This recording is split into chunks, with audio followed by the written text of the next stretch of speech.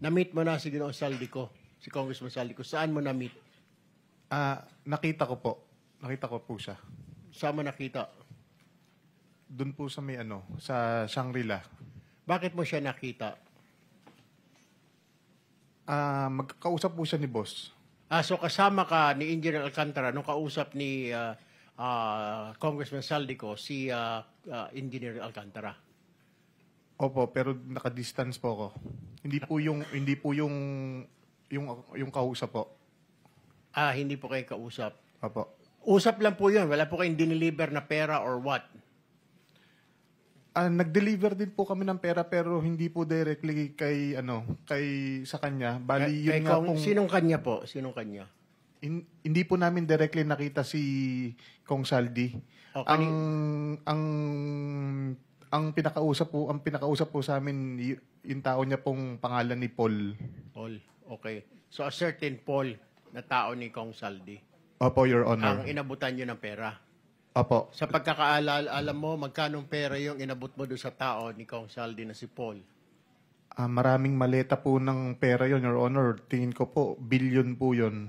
Bilyon? Opo. Saan nyo sinakay yung bilyon? Sa mga van po, kung di po ako nagkamali, mga 6 o 7 van po yung gamit namin nun.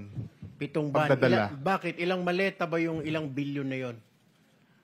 Ang laman po ng isang maleta, nasa 50 million po. So ilang maleta lahat-lahat yun?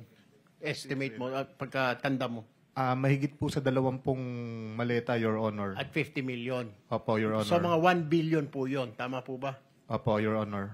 Saan po dineliver ito? Yun nga po sa meron nung una po, doon po sa basement po ng Shangri-La.